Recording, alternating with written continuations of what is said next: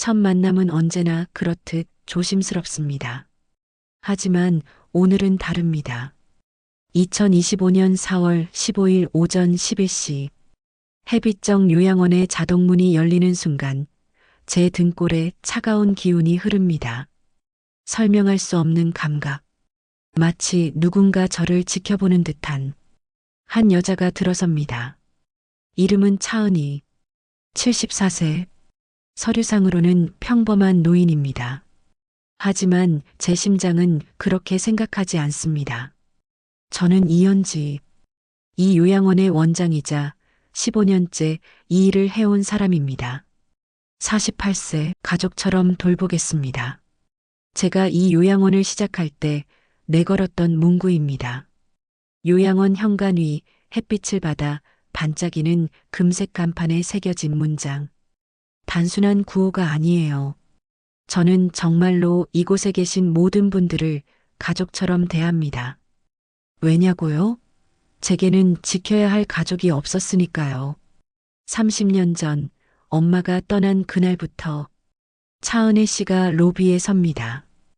회색 카디건, 단정히 올린 머리, 가느다란 손목. 그런데 이상합니다.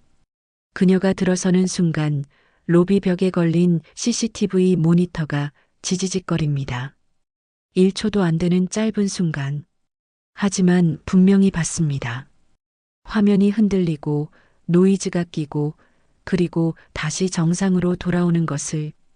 간호사 미선이 고개를 갸웃거립니다. 방금 뭐였냐고 묻습니다. 저는 대답합니다. 아무것도 아니라고. 전기 신호 오류일 거라고. 하지만 제 손은 차갑습니다. 차은혜 씨를 동행한 남자. 40대 초반으로 보이는 아들입니다. 정장을 말끔하게 차려입었지만 넥타이가 미세하게 비뚤어져 있습니다. 서두른 흔적이죠. 그리고 그의 눈. 계속해서 현관 쪽을 훑습니다. 마치 누군가 따라오지 않았는지 확인하는 것처럼. 환영 인사를 건넵니다. 편하게 지내실 수 있도록 최선을 다하겠다고. 제 목소리는 평소처럼 따뜻합니다. 하지만 가슴 한쪽이 이상하게 차갑습니다. 아들이 서류에 서명을 하면서 일이 바빠서 자주는 못 올 것 같다고 한 달분 비용을 먼저 드리겠다고 말합니다. 500만 원. 현금입니다. 제 손에 봉투가 쥐어집니다. 묵직합니다. 그리고 마지막에 덧붙입니다. 외부인 면회도 일절 사양한다고. 자기 말고는 누구도 절대 누구도 만나지 못하게 해달라고. 목소리가 떨립니다. 간절합니다. 아니, 절박합니다. 알겠다고 짧게 대답합니다. 아들이 떠납니다. 차은희 씨는 그 뒷모습을 바라보지 않습니다. 고개를 돌려 창밖만 봅니다. 그런데 그 순간 창밖 요양원 정문 너머길 건너편에 검은색 세단 한 대가 세워져 있습니다. 엔진은 꺼져 있지만 운전석에 누군가 앉아 있습니다. 선글라스를 낀 남자. 그는 요양원을 바라보고 있습니다. 아니, 정확히는 차은희 씨를 바라보고 있습니다. 제가 그쪽을 쳐다보는 순간 차가 천천히 출발합니다. 소리 없이 마치 애초에 없었던 것처럼. 병실로 안내하는 동안 저는 그녀를 관찰합니다. 걸음걸이는 느리지만 불안정하지 않습니다. 허리도 곧습니다. 74세 치고는 건강해 보입니다.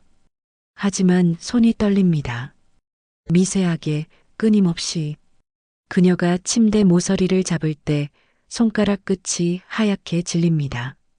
너무 세게 쥐고 있는 겁니다. 불편하신 곳 있으시면 언제든 말씀하라고.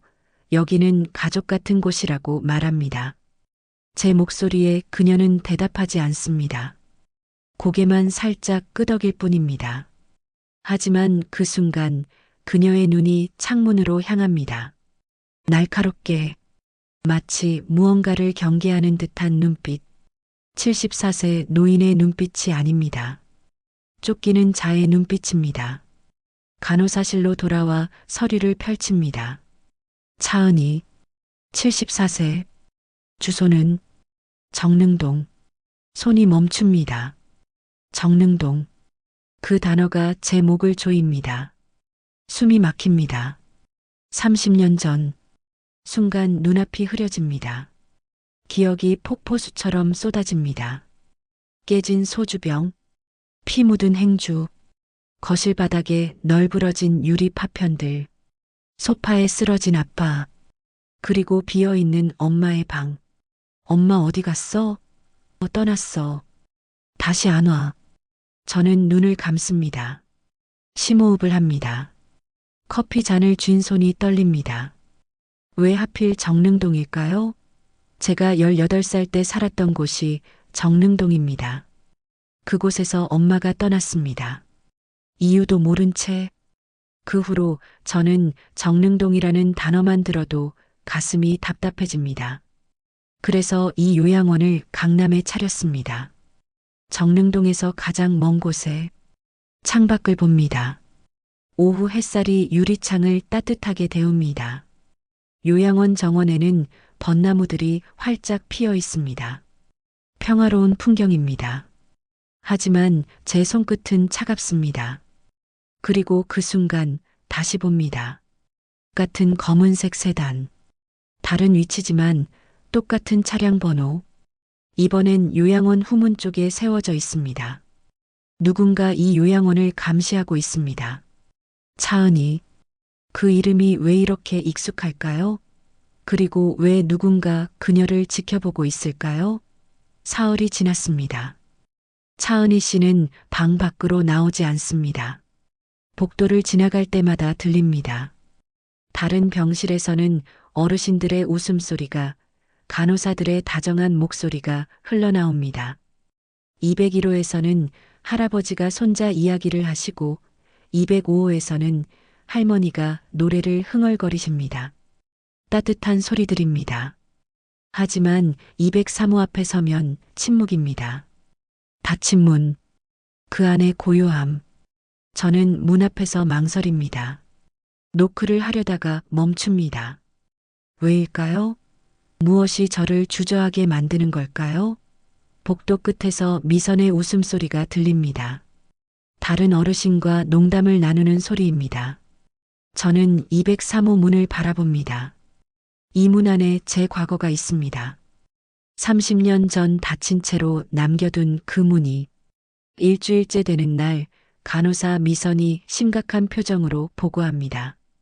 203호 어르신이 밤마다 창문 쪽을 계속 보신다고, CCTV에 찍혔다고, 새벽 2시, 3시에도 일어나 계시는데 자는 게 아니라 뭔가를 감시하는 것 같다고. 저는 그날 밤 203호 복도에 섭니다. 새벽 2시 30분. 복도는 고요합니다. 비상등의 붉은 빛만 바닥을 따라 길게 누워 있습니다. 문틈으로 미세한 불빛이 새어나옵니다. 안에서 소리가 들립니다. 작은 목소리, 중얼거림. 괜찮다고, 조금만 더 버티면 된다고. 그리고 그 다음에 들리는 소리. 커튼을 살짝 여는 소리. 창문 쪽으로 다가가는 발소리. 그리고 침묵. 저는 조심스럽게 문 쪽으로 다가갑니다. 문틈 사이로 안을 엿봅니다. 차은희 씨가 창가에 서 있습니다. 커튼을 손가락 한마디만큼만 벌리고 밖을 응시하고 있습니다. 그리고 놀라운 장면. 그녀의 눈빛이 날카롭습니다. 74세 노인의 눈빛이 아닙니다. 마치 훈련받은 사람처럼 체계적으로 외부를 스캔하고 있습니다. 왼쪽에서 오른쪽으로 천천히 빠짐없이. 그녀는 무언가를 찾고 있습니다. 아니, 누군가를 경계하고 있습니다. 5분이 지났습니다. 그녀는 여전히 창가에 서 있습니다. 미동도 하지 않습니다. 그리고 갑자기 그녀의 몸이 굳습니다. 저도 그녀가 보는 방향을 따라봅니다. 요양원 정문 너머 어둠 속에 검은색 세단이 세워져 있습니다. 헤드라이트는 꺼져 있지만 실내등이 희미하게 켜져 있습니다. 누군가 차 안에 앉아 있습니다. 그리고 그 사람도 이쪽을 보고 있습니다. 차은혜 씨가 재빨리 커튼을 닫습니다. 그리고 침대로 돌아갑니다. 하지만 눕지 않습니다. 침대 모서리에 앉은 채 여전히 창문 쪽을 경계합니다. 저는 조용히 복도로 물러납니다. 심장이 빠르게 뜁니다. 무슨 일이 벌어지고 있는 걸까요? 다음 날 아침 미선이 또 다른 이상한 점을 보고합니다. 차은희 씨의 침대 밑에서 작은 쪽지가 나왔다고. 쪽지에는 이렇게 적혀 있습니다. 15일. 외부 접촉 없음. 안전. 무슨 뜻일까요? 누구에게 보내려던 메시지일까요? 그리고 안전이라는 단어. 무엇으로부터 안전하다는 걸까요? 열흘째 되는 날 오후 전화벨이 울립니다. 저는 수화기를 듭니다. 낯선 남자의 목소리가 들립니다. 거칠고 무뚝뚝한 목소리입니다. 해비정 요양원 맞습니까? 네, 맞다고 대답합니다. 거기 이선영이라는 분 계십니까? 70대 중반 여자분인데. 제 손이 멈춥니다. 이선영. 그 이름을 듣는 순간 제 심장이 쿵 하고 내려앉습니다. 제 엄마 이름입니다. 누구십니까? 제 목소리가 떨립니다. 가족입니다. 오래 연락이 끊겼던 가족을 찾고 있어서요. 가족. 그 단어가 제 머릿속에서 울립니다. 저는 서류를 확인합니다. 차은희. 본명란이 비어 있습니다. 하지만 주소는 정릉동입니다. 죄송합니다만 저희 요양원에는 이선영이라는 분 계시지 않습니다. 제 목소리는 단호합니다. 그렇습니까? 혹시 최근에 입소하신 분 중에? 없습니다. 개인정보 보호 때문에 더 이상 말씀드릴 수 없습니다. 저는 전화를 끊습니다. 손이 떨립니다. 온몸이 떨립니다. 누구였을까요? 왜 이선영을 찾고 있을까요? 그리고 왜 저는 본능적으로 거짓말을 한 걸까요? 미선이 다가옵니다. 무슨 전화였냐고 묻습니다. 아무것도 아니라고 대답합니다. 하지만 제 얼굴은 창백합니다. 그날 밤 저는 결정합니다. 알아야겠습니다. 차은혜 씨가 화장실에 가신 사이 저는 병실에 들어갑니다. 가슴이 두근거립니다. 이런 일은 처음입니다. 직업윤리 위반입니다. 하지만 멈출 수가 없습니다. 서랍을 엽니다. 침대 밑을 봅니다. 작은 가방 하나. 지퍼를 엽니다. 안에는 오래된 사진 한 장이 있습니다. 30년쯤 된 것 같은 낡은 사진. 젊은 여자와 어린 여자아이가 찍혀 있습니다. 여자는 웃고 있습니다. 아이는 저입니다.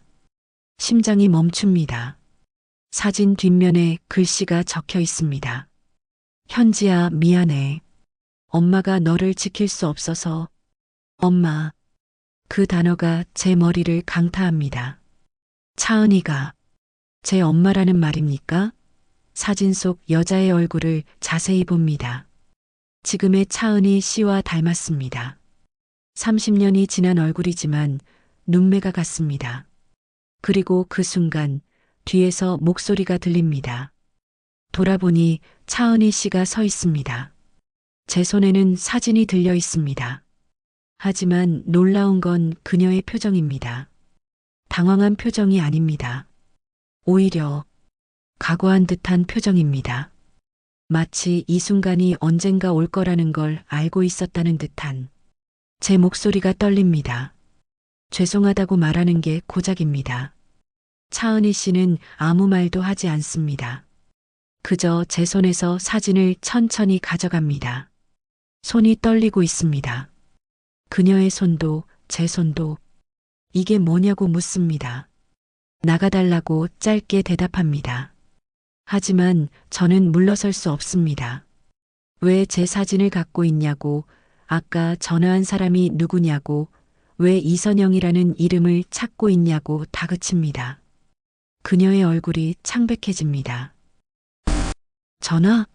네. 이선영을 찾는 전화요. 그게 엄마 이름 아니에요? 침묵. 긴 침묵입니다. 그녀가 천천히 고개를 끄덕입니다. 찾아왔구나. 작은 목소리입니다. 체념한 듯한 목소리입니다. 누가요? 내 아빠가. 제 숨이 멎습니다. 아빠. 30년 만에 듣는 그 단어. 저는 병실을 나옵니다. 복도에 서서 한참을 숨을 고릅니다. 손이 떨립니다. 온몸이 떨립니다. 30년 전 엄마가 떠났던 그날 아침, 저는 18살이었습니다. 고3, 수능을 3개월 앞둔 시점이었죠. 아침에 일어났는데 엄마가 없었습니다. 아빠는 거실 소파에 쓰러져 자고 있었습니다. 술 냄새가 진동했습니다. 탁자 위에는 깨진 소주병과 피 묻은 행주가 있었습니다. 엄마가 어디 갔냐고 물었습니다. 떠났다고, 다신 안 온다고, 그냥 잊으라고 대답했습니다. 그게 전부였습니다. 그날 이후 아빠는 술을 더 마시기 시작했고, 저는 집을 나왔습니다. 친구 집, 고시원, 원룸을 전전하며 대학을 다녔습니다. 간호학과를 나와 요양병원에서 일했고 10년 전 이 요양원을 차렸습니다. 왜 요양원이었을까요? 솔직히 말하면 저는 늙은 여자들을 볼 때마다 엄마를 찾았습니다. 혹시 저 사람이 엄마는 아닐까? 혹시 엄마도 어딘가에 요양원에 있지 않을까? 그래서 시작한 일입니다. 가족처럼 돌보겠다는 신념도 사실은 제 엄마를 대신 돌보는 마음이었습니다. 그런데 지금 엄마가 제 앞에 나타난 걸까요? 그날 밤 저는 차은희 씨의 입소 서리를 다시 꺼냅니다. 보호자 이름은 차민준. 그가 설명합니다. 아버지가 회사를 팔았다고. 10억? 그 돈으로 탐정을 고용해서 어머니를 찾고 있다고. 저는 묻습니다. 왜 30년이 지났는데도? 민준이 대답합니다. 집착이라고. 어머니를 찾아서 데려오겠다고. 그게 아버지의 유일한 삶의 목표라고. 술을 끊었다고 하지만 그건 어머니를 찾기 위해서였다고. 정상으로 보이려고. 제 손이 떨립니다. 그래서 어머니가 여기 오신 거냐고 묻자 민준이 고개를 끄덕입니다. 자기가 알아봤는데 여기가 제일 안전해 보였다고. 고급 시설이고 보안도 철저하고. 우연입니다. 30년 만의 재회가 이렇게 우연히 이루어진 겁니다. 민준이 말을 잇습니다. 그런데 어제 연락이 왔다고. 탐정한테서. 저는 묻습니다. 뭐라고 했냐고. 민준이 대답합니다. 아버지가 이 요양원을 찾아냈다고. 오늘 오후 면회 신청을 했다고. 심장이 멎습니다. 오늘 아버지가 옵니다. 30년 만에. 그리고 그 순간 깨닫습니다. 검은색 세단. 요양원 주변을 맴도는 차. 밤마다 창밖을 감시하는 엄마의 날카로운 눈빛. 탐정이었습니다. 아버지가 고용한 탐정이 이미 요양원 주변을 감시하고 있었던 겁니다. 엄마는 알고 있었습니다. 자신이 발견됐다는 것을. 그래서 매일 밤 창가에 서서 밖을 감시했던 겁니다. 언제 아버지가 들이닥칠지 모르니까. 민준이 말합니다. 어머니를 다른 곳으로 옮겨야 한다고. 지금 당장. 저는 대답합니다. 안 된다고. 왜냐고 묻자 저는 말합니다. 여기가 가장 안전하다고. 민준이 반박합니다. 위험하다고. 아버지가 이미 이곳을 알아냈다고. 몇 시간 후면 온다고. 하지만 저는 단호합니다. 제가 지킬 거라고. 제 목소리는 떨리지 않습니다. 처음으로 확신에 찹니다. 저는 말합니다. 30년 전에는 제가 어렸다고. 엄마가 저를 지켜야 했다고. 하지만 지금은 다르다고. 이제 제가 엄마를 지킬 차례라고. 민준이 제 얼굴을 봅니다. 그리고 천천히 고개를 끄덕입니다. 저는 엄마의 병실로 갑니다. 노크를 합니다. 들어오라는 작은 목소리가 들립니다. 문을 열고 들어갑니다. 엄마는 침대에 앉아 있습니다. 창밖을 보고 있습니다. 저는 말합니다. 민준이한테 들었다고. 전부. 제 목소리에 엄마가 고개를 돌립니다. 그리고 제 이름을 부릅니다. 현지야. 30년 만에 듣는 제 이름입니다.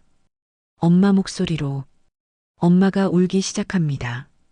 미안하다고, 정말 미안하다고. 나를 두고 가서 미안하다고. 저는 엄마 옆에 앉습니다. 괜찮다고 말합니다. 엄마가 말합니다.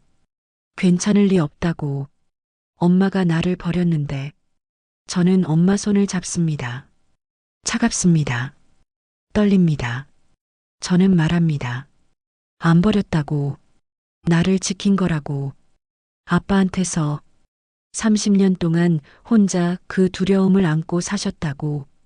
밤마다 창밖을 감시하며 떨어야 했다고. 엄마가 고개를 듭니다. 눈물이 흐릅니다. 어떻게 알았냐고 묻습니다. 저는 대답합니다. 민준이가 말해줬다고. 전부. 저도 웁니다. 저는 말합니다. 저도 매일 엄마 생각했다고. 어디 계신지, 왜 떠나셨는지 10년 동안 이 요양원을 운영하면서 사실은 엄마를 찾고 있었다고. 두 사람이 손을 꽉 잡습니다. 저는 말합니다. 엄마, 아빠가 오늘 온다고. 엄마의 얼굴이 창백해집니다. 저는 묻습니다. 겁나냐고. 엄마가 고개를 끄덕입니다. 30년 동안 도망쳤는데 결국 찾아왔다고. 이제 어떡하냐고. 저는 말합니다. 괜찮다고. 제가 있다고. 이번엔 제가 엄마를 지킬 거라고.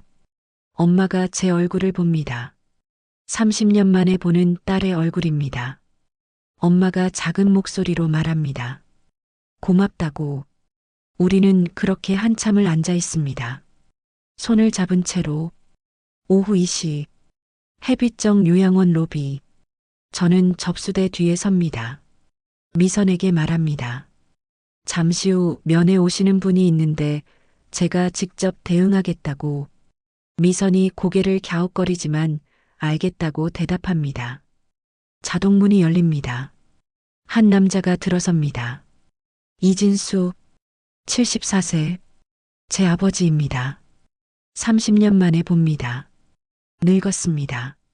머리는 희끗희끗하고 허리는 약간 굽었습니다. 하지만 걸음걸이는 여전히 무겁습니다. 그리고 눈빛, 여전히 험악합니다. 순간 제 몸이 굳습니다. 18살의 제가 다시 그 자리에 서 있는 것 같습니다. 술 냄새 진동하는 거실, 깨진 소주병, 소파에 쓰러진 아버지. 하지만 저는 더 이상 18살이 아닙니다. 저는 심호흡을 합니다. 그리고 아버지를 똑바로 봅니다. 면회 신청한 이진수라고 그가 말합니다. 목소리도 변하지 않았습니다. 거칠고 낮은 목소리. 저는 대답합니다. 어느 분을 만나러 오셨냐고. 이선영이라고. 아니, 요즘엔 차은희로 바꿨다던데 라고 대답합니다. 무슨 관계냐고 묻자 남편이라고 합니다. 그 순간 제 안에서 무언가가 터집니다. 30년의 분노, 30년의 그리움, 30년의 외로움. 하지만 저는 목소리를 낮춥니다. 평온하게, 차갑게. 신분증 확인을 부탁합니다. 아버지가 신분증을 내밉니다. 확인합니다. 본인이 맞습니다. 잠시만 기다리라고 말하고 저는 복도로 향합니다.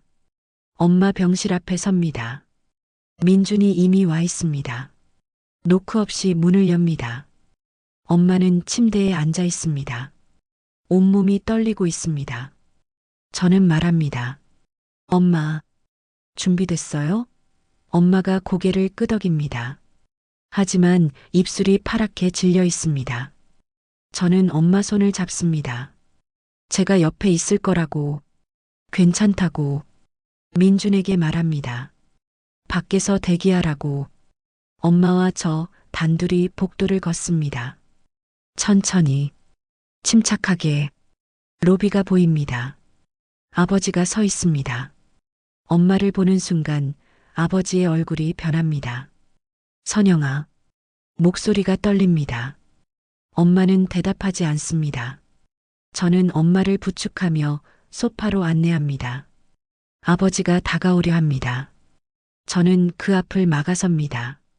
물리적으로 완전히 철저하게 제 몸이 엄마와 아버지 사이의 벽이 됩니다. 선영아, 나야. 진수야. 30년 만이야. 얼마나 찾았는데. 아버지의 목소리에 눈물이 섞입니다. 미안해. 당신 내가 잘못했어. 술 마시고. 그랬던 거 용서해줘. 이제 술도 끊었어. 10년 전에. 딱 한 번만 용서해주면 내가 잘할게. 엄마가 고개를 듭니다. 그리고 말합니다. 이제 와서 미안하면 뭐해요. 작은 목소리지만 단호합니다. 30년 전 그날 당신이 깬 술병으로 날 찔렀을 때 난 죽는 줄 알았어요. 엄마의 목소리가 커집니다. 뱃속에 아기가 있었는데 당신은 신경도 안 썼어요. 그냥 계속 소리 지르고 현지를 때리려고 했죠. 제 이름이 나오자 아버지가 저를 봅니다. 처음으로 제 얼굴을 제대로 보는 것 같습니다. 현지야? 저는 대답합니다. 네. 전 이현지예요. 30년 전 당신이 두고 간 딸이요. 아버지의 눈이 커집니다. 현지야. 우리 현지. 이렇게 컸구나. 아버지가 손을 뻗으려 합니다. 저는 그 손을 보지 않습니다. 대신 엄마를 제 뒤로 숨깁니다. 완전히, 철저하게 제 몸으로 엄마를 감쌉니다. 손대지 마세요. 제 목소리는 차갑습니다. 얼음장처럼. 현지야, 아빠야. 아빠. 전 아버지 없어요. 제 목소리는 떨리지 않습니다. 30년 동안 아버지는 없었어요. 엄마도 가족도 없었어요. 저는 한 걸음 앞으로 나아갑니다. 그런데 아시나요? 전 여기서 가족을 만들었어요. 혈연이 아닌 진짜 가족을요. 저는 요양원을 둘러봅니다. 복도에서 어르신들이 지나갑니다. 간호사들이 웃으며 일합니다. 미선이 멀리서 지켜보고 있습니다. 가족이란 혈연이 아니에요. 함께 아파하고, 함께 치유하고, 함께 선택하는 거예요. 저는 아버지를 똑바로 봅니다. 30년 만에 보지만 당신은 이미 가족 자격을 잃었어요. 그날 술병을 깬 그날 아버지의 얼굴이 일그러집니다. 현지야, 여기서 나가주세요. 제 목소리는 단호합니다. 아버지가 엄마를 봅니다. 선영아, 제발. 엄마가 말합니다. 돌아가세요. 우린 이미 끝났어요. 30년 전에 엄마가 일어섭니다. 저는 엄마를 부축합니다. 그리고 이제 난 내 딸을 찾았어요. 그걸로 충분해요. 엄마가 제 손을 잡습니다. 가자, 현지야. 우리는 돌아섭니다. 아버지가 소리칩니다. 선영아, 이선영. 하지만 우리는 멈추지 않습니다. 복도를 걷습니다. 뒤에서 아버지의 목소리가 들립니다. 하지만 점점 작아집니다. 미선이 조용히 아버지께 나가달라고 요청합니다. 보안 요원이 다가옵니다. 우리는 엄마 병실에 도착합니다. 문을 닫습니다. 엄마가 제 품에 안깁니다. 온몸이 떨립니다. 저는 말합니다. 잘했어요, 엄마. 이제 괜찮아요. 다 끝났어요. 엄마가 웁니다. 하지만 이번엔 다릅니다. 안도의 눈물입니다. 30년의 두려움이 끝난 눈물입니다. 한 달이 지났습니다. 햇빛정 요양원은 평화롭습니다. 엄마는 이제 방 밖으로 나옵니다. 다른 어르신들과 거실에서 프로그램에 참여하십니다. 웃음소리도 들립니다. 그리고 무엇보다 밤에 창가에 서지 않습니다. 검은색 세단도 사라졌습니다. 아버지의 탐정도, 감시의 눈빛도, 민준이가 주말마다 찾아옵니다. 우리 셋이 함께 산책을 나갑니다. 오늘은 5월의 마지막 날입니다. 벚꽃은 이미 지고 실록이 우거졌습니다. 요양원 정원에 우리 셋이 섭니다. 엄마, 민준, 그리고 저. 민준이가 사진 찍자고 말합니다. 엄마가 웃으며 좋다고 대답합니다. 우리는 나무 아래 섭니다. 가까이 붙어서 민준이 셀카봉을 듭니다. 하나, 둘, 셋. 찰칵.